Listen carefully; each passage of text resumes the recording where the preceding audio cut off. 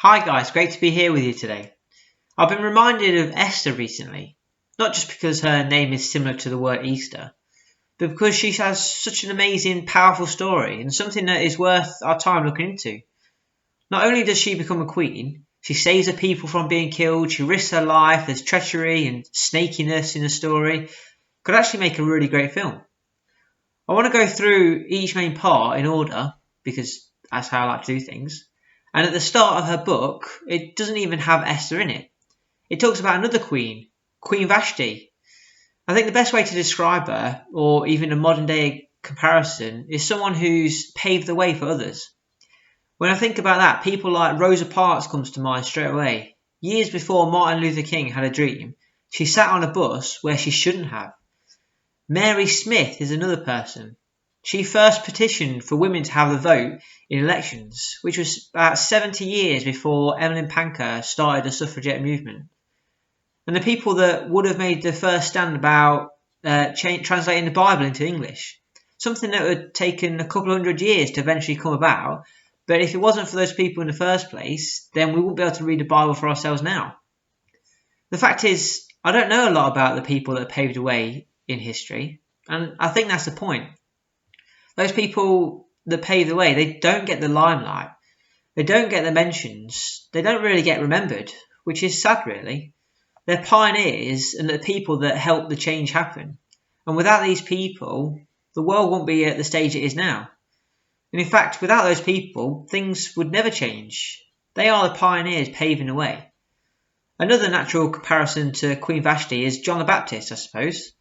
John paved the way for Jesus, planting the seed in people's minds that these people care more about change than they do about themselves.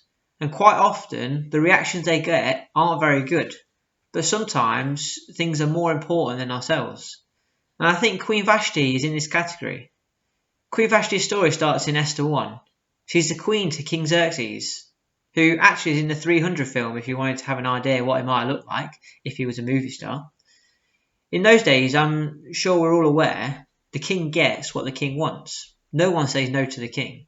The king is too powerful and often too arrogant to let anybody get away with going against him. What Queen Vashti does doesn't sound like much, but it's a bit of a big statement. The king is getting drunk and partying with his friends and nobles, and he ordered that Queen Vashti come to them and to show everyone how beautiful she was. The Bible doesn't give us much detail after that, but reading into it, Queen Vashti isn't at the party for a start, probably avoiding it as much as possible, as she knows what drunk people can be like. But then to be beckoned by the king, just to basically be eye-goggled by a load of randomers, would have been really embarrassing and degrading for her. But the king requested it. Was there even a way out? This is when Queen Vashti takes her stand. She becomes a pathmaker for others after her, whether not something she probably would have known at the time. She said no to the king. She wasn't going to go to the party. She stood up for herself, for the principle of it, and not putting her own safety first. It was very brave of her to do. As you can imagine, the king was furious. No one says no to the king, not just because of the arrogance of him, but what if others started to say no as well? If the queen does it, then why can't other people?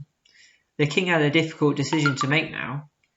He gets together with the others, and they decide that Queen Vashti was not to be queen anymore, and that she could never enter the king's presence again.